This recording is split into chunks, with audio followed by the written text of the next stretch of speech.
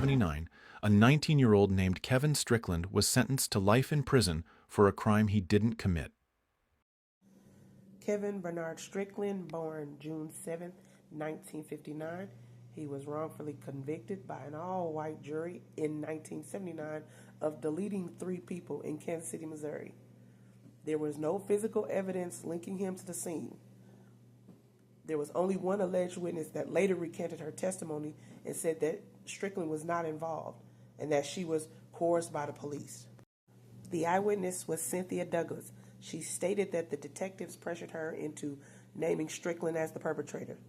And she also attempted several times to recant her testimony before she died in 2015. Strickland was charged with first-degree murder and 2 counts of second-degree. He was originally sentenced life imprisonment with the possibility of parole after 50 years. So basically, to sum it up, there was a gathering at a home. Someone knocked on the door. It was 2 gentlemen. They came in. They was like, you know what we're looking for. And then they went around the house looking for said thing. Then they decided to pum everyone in the home. The only one that made it out of there alive was Miss Douglas because she pretended to be unalived at the time. The 2 men that pled guilty to the crime, they have said many times that Strickland was not involved, and the fingerprint from the pum that was used belonged to someone else. Since 1979, Strickland has been very adamant about how he was innocent, and he has stood by that. Numerous legal and political figures called for Strickland's exoneration over the years. In June 2021, the Supreme Court of Missouri denied a petition to have him released. The governor of Missouri, Mike Parson, refused to pardon him, saying he did not see the case as priority. I'm holding up big time quotation marks here, because he said he was not certain of his innocence. The Missouri Attorney General fought in court to keep him in prison, saying he believed he was guilty. That's ridiculous. On November 23rd, 2021, finally, Judge James Welch overturned Strickland's conviction, since it was not based on physical evidence, but on an eyewitness testimony, who later recanted her account in the first place.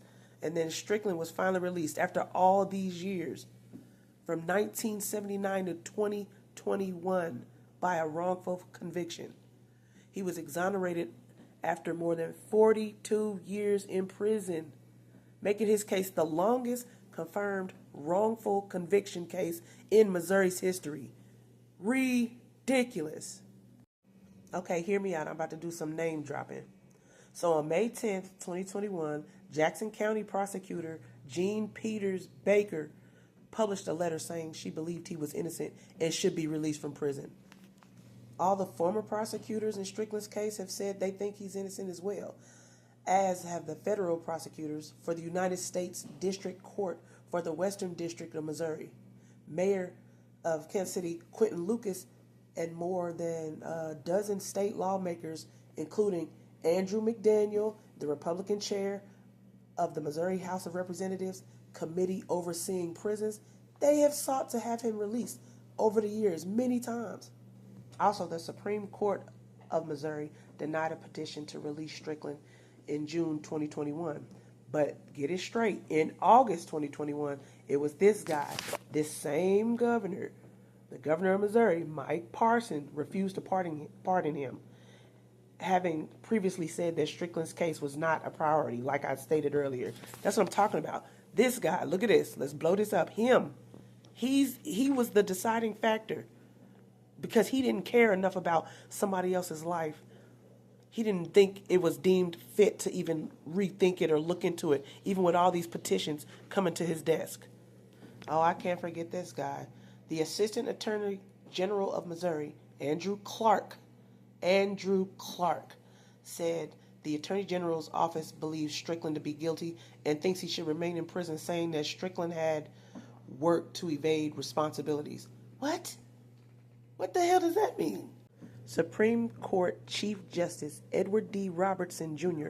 argued that the preserved subsequent testimony and frequent recantations of her pretrial interviews and trial testimony by Cynthia Douglas, upon whose word the entire original persuasive evidence of guilt rested, also constituted the entire case for the reversals.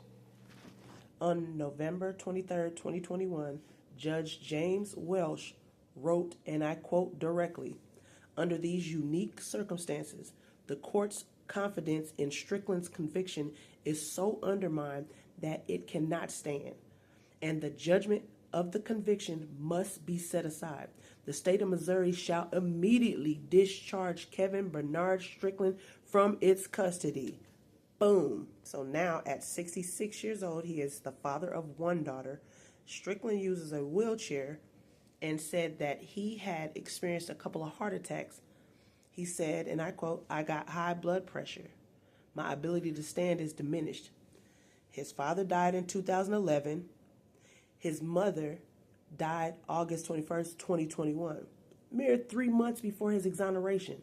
This is all the stuff he missed while he was wrongfully convicted. Though Mr. Strickland served the longest prison time wrongfully convicted in Missouri's history, he did not qualify, not for compensation from the state, because the law allows it only if an exoneration is based on DNA evidence. That's insane. However, the Midwest Innocence Project initiated a fundraising campaign for him through GoFundMe in June 2021, which raised more than $200,000 by the time of his release. If his case qualified for state compensation, which it should have, they just got through it with that little loophole. Never mind, that's neither here or there.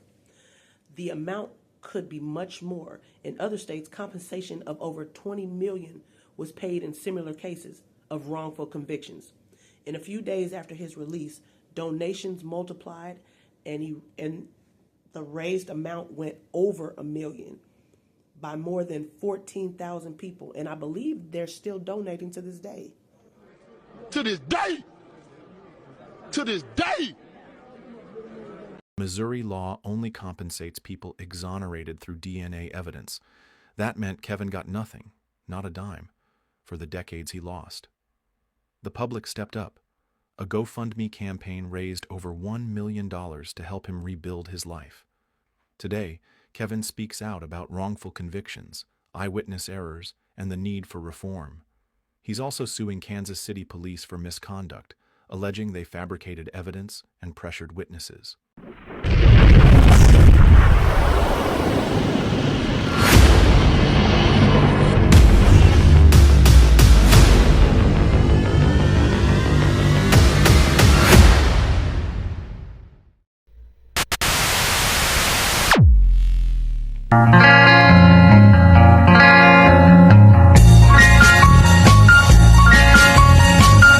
As I walk along, I wonder what went wrong with our love, a love that was so strong.